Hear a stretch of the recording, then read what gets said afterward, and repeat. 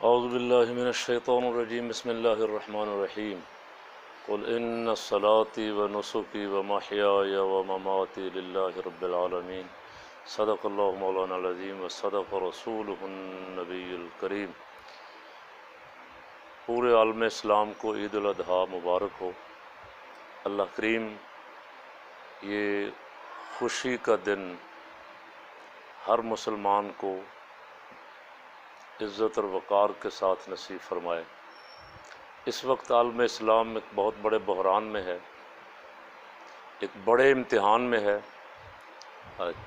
چاروں طرف سے دشمن متحد ہو گئے ہیں اور مسلمانوں کو ملیہ میٹ کرنا چاہتے ہیں۔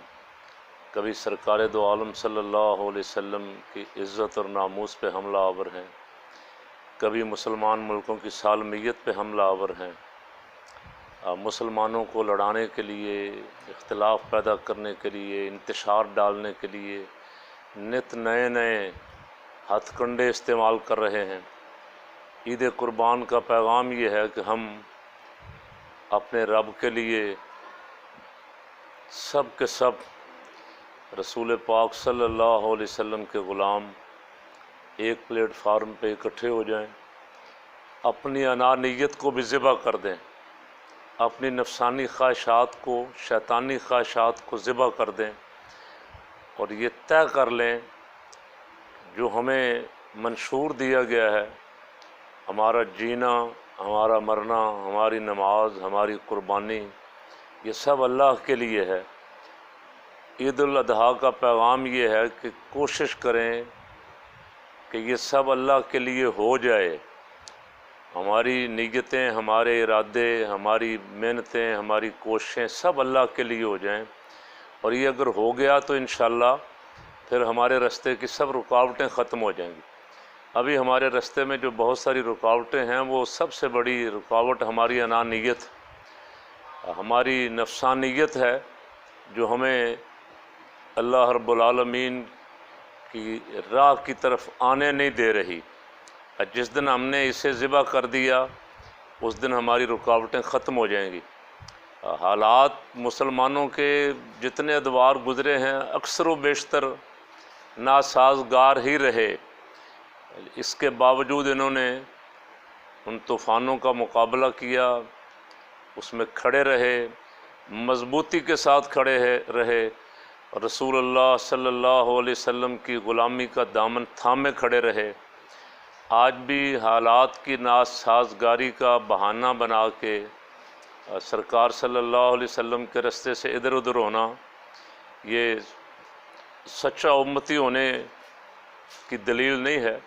سچا امتی وہی ہے، حالات جیسے بھی ہوں رسول پاک صلی اللہ علیہ وسلم کے مشن پہ، حضور کے نظام کے ساتھ کھڑا رہے۔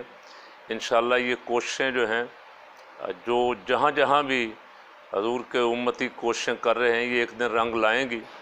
اور میرا پیغام یہ بھی ہے، اگر کچھ سننے والے سنیں، کہ عالم اسلام کو اس وقت ایک دلیر، نڈر، بے باک حکمران کی ضرورت ہے۔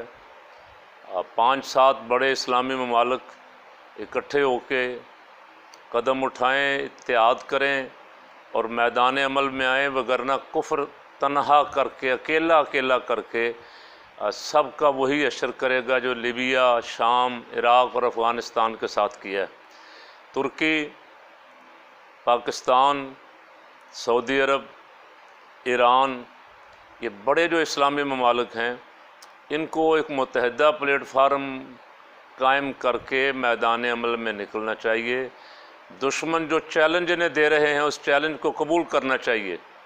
اپنے پاؤں پہ کھڑا ہونے کے لیے غیروں کے سہارے چھوڑ دینے چاہیے، غیروں کی طرف دیکھنا، غیروں سے امیدیں لگانا، یہ اگر سلسلہ اسی طرح رہا، ہم تنہائی کبھی ترکی پہ وار ہوا، کبھی ایران پہ ہوا، کبھی پاکستان پہ ہوا، تو پھر ہماری داستان تک بھی نہ ہوگی۔ داستانوں میں جن کو اللہ نے قیادت کی ذمہ داریاں سونپی ہیں، ان کو جلد سے جلد اس کی طرف آنا چاہیے کہ وہ ایک متحدہ اسلامی بلاک بنائیں اور چیلنج دیں دنیا کو کہ ہم ایک جگہ ہیں، ایک ہیں، ہم بھی مسلمانوں پہ ہونے والے مظالم کشمیر میں ہوں، فلسطین میں ہوں، کو ہالینڈ میں واقع ہو، کو امریکہ میں ہو، کو برطانیہ میں ہو، کو انڈیا میں ہو، جہاں بھی کوئی اس طرح کا ناخوشگوار واقعہ ہوگا جو اسلام اور سرور دو عالم صلی اللہ علیہ وسلم کی عزت اور ناموس کے منافی ہوگا،